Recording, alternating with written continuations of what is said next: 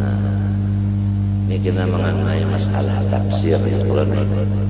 Janganlah ada ayat Duribat alaihimud dillatu aynama thuqifu illa bihablim minallahi wa hablim minan nas. Dimanapun mereka berada tetap di dalam kehinaan. Terkecuali mereka itu melaksanakan hubungan dengan Allah dan manusia. Alhamdulillah. Kata-katanya hubungan dengan Allah pertama, paham kan? Kemudian hubungan dengan manusia yang kedua, paham?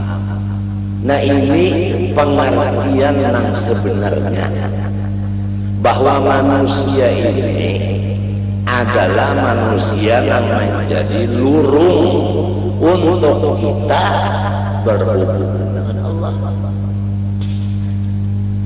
Jadi bukan hablum minan nas, semuanyaan manusia sama sekali. Maling, perampok, itu dihubungi jualan. Nah, hati-hati ulama-ulama yang ketujuh berbicara masalah ayat ini. Jangan salah mentafsirkan Quran, sebab ini kalam Allah. Harus kita belajar lawan ahli tafsir bujur-bujur. Sebab man fassara al-Quran bi ra'yihi fal yatabawwa maq'adahu minan nar. Siapa mentafsirkan Quran seenaknya aja, itu adalah orang sudah menyediakan awaknya untuk masuk neraka. Jadi kalau manusia yang disuruh kita hubungi, paham kan? Yang menyebabkan kita ini mulia adalah manusia yang membawa kita kepada Allah. Maka tafsirnya hablum minan nas humul ulama. Jadi illa bihablin minallah wa hablin minal ulama. Sebab dengan adanya ulama kita kawajib kita kepada Allah. Lamun sendiri kada malajari datang di mana tahu dicinta oleh Tuhan. Mun orang bungul kita awalnya melajari kita jika cinta lawan Tuhan ini bungul juga. Bapak kita berhubungan dengan orang itu. Kawal kita sampai kepada hablum minallah.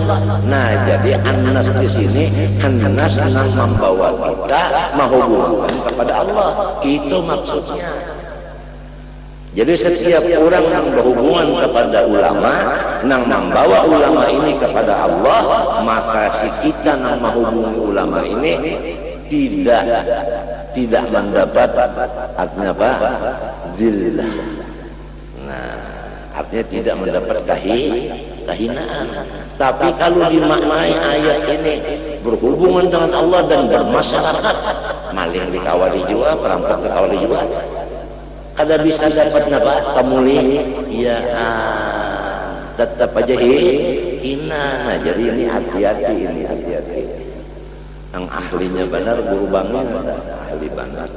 Yang sampai menangis, jadi mendengar orang yang tafsirakan habli minan nas ini, masyarakat semuanya lalu menangis.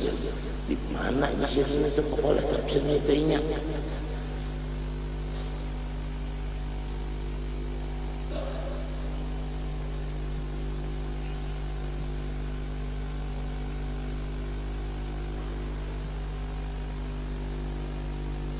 Pahamkah? Nah, sama lawan atiullah wa atiur rasul wa ulil amri minkum. Ini hati-hati juga dengan tuan-tuan guru nih. Atiullah taat kepada Allah, wa atiur rasul taat kepada Rasul, wa ulil amri minkum dan ulil amri. Orang yang menyampaikan perintah Allah daripada golongan kamu. Siapa yang sanggup menyampaikan perintah Allah? Ulama. Oleh sebab itu tafsirnya ulil amri minkum ulama. Nih itu yang wajib dia apa ditaati. Pahamlah. Nah lalu ada hadis ulang memperkuat ittabi'ul ulama. Nah itu ada pulang Quran nang secara khabariyah di mana insya'iyah innama yakhshallah min ibadil ulama. Itu bukan khabariyah, maknanya insya'iyah. Nang takut lawan Allah itu ulama, bahasa kitanya lah. Kamu sudah tahu ulama itu takutan lawan unda, takut lawan unda hukumnya wajib, turutlah orang itu pahamannya, lalazimannya. Jadi jangan sampai ulil amri ditafsirkan lain dari ulama, jangan sampai hablum minan nas ditafsirkan secara masyarakat umum, tidak. Sebab ini nang cagar membawa kepada hablum minallah, manusianya itu nang disuruh dihabluni, dihubungi. Lamunnya habis sudah manusia nang nenek, nah iya nang kita disuruh dah bauzlah aja sudah. Iya nang disuruh kita menyendiri aja sudah. Jangan mukhalafah lagi. Ada lagi hadis yang menangiskan arwah kanang sya'rani kan lah. Nah, i'mal li dunyaka ka'annaka ta'ishu abada wa'mal li akhiratika ka'annaka tamutu ghadan. Ini nang menangiskan guru sya'rani pulang tadi guru panggil ayat dari kerjakan olehmu dunia seakan-akan kita hidup selama-lamanya. Itu ujar si tuan guru ini di mana-mana, di khutbah di mana-mana. Jadi masyarakat ini lalu mengejar dunia siang malam karena hadisnya ada.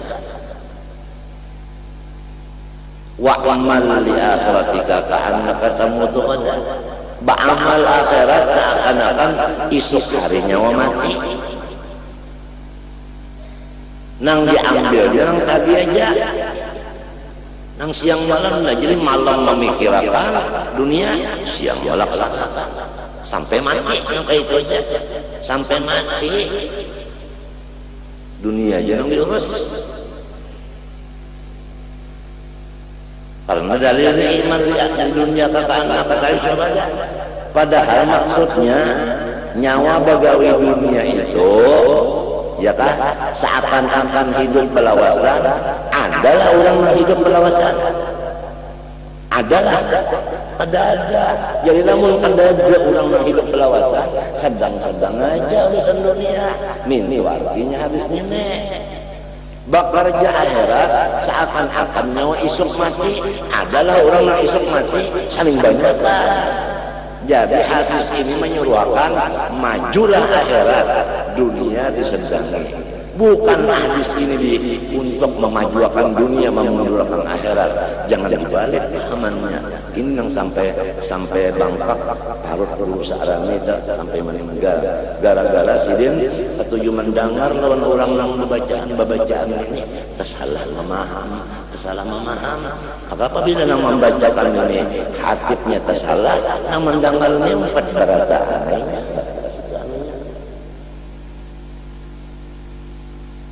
Sama nang tadi nang hablum minan nas tadi. Nas nang mana garang dulu nang dihablumi, artinya nang dihubungi itu nang cakap membawa kepada hablum minallah. Melain pada itu ada usah dihubungi. Paprok bainana wa bainal qaumil fasiqin saja.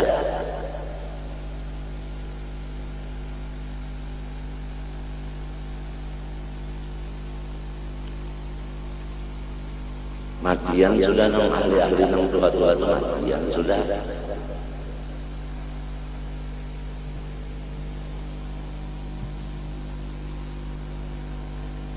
Adalah orang hidup belawasan. Enggak, artinya senang itu. Kalau belawasan itu hidup. Adalah orang mati esok sering banyak kan. Dalam parut dia mati banyak aja. Jadi artinya beriman akhirat dunia kurang lebih minto.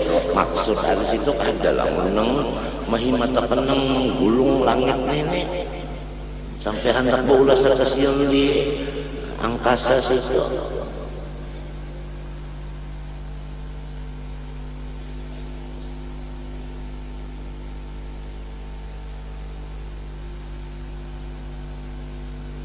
Sin berdiam ya di masjid aja tadi muncul aja guru salam di situ. Dengar orang betul coba bawa hadis kan. Kalau memaknai kayak ini luput pada sarahnya sakit hati nang Tuhan. Ada pulang kena nang membaca Quran hatib neh mentafsirkan nang kayak ini. Ada nang ahli tafsir bujur muncul duduk atau di belakang duduk. Nah salah semestinya jadi luput. Nah lamun belajar di surat kabar, belajar di majalah, belajar di buku macam apa? Kalau tahu kisah ilmu alam, kalau tahu kisah tujuannya ayat itu dan hadis itu,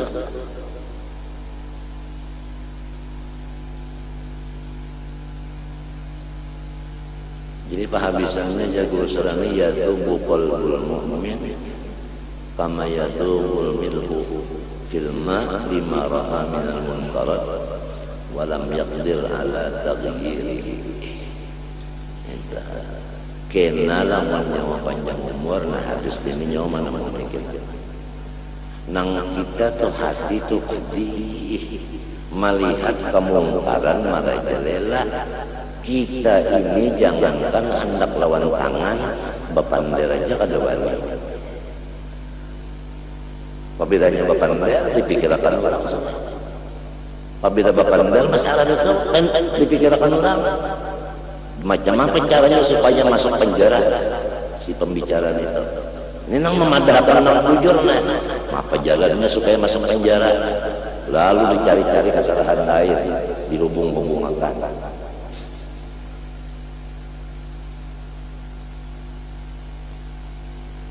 Jadi hancur hatinya hati orang yang beriman di akhir zaman. Bagaimana hancurnya uyah di Banyu.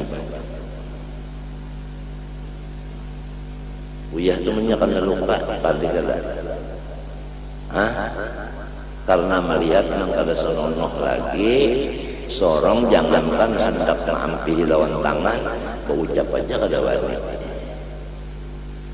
Menyebut-ucap kopiah kada sedang lagi. Nah artinya bangkak lihat dipukuli orang.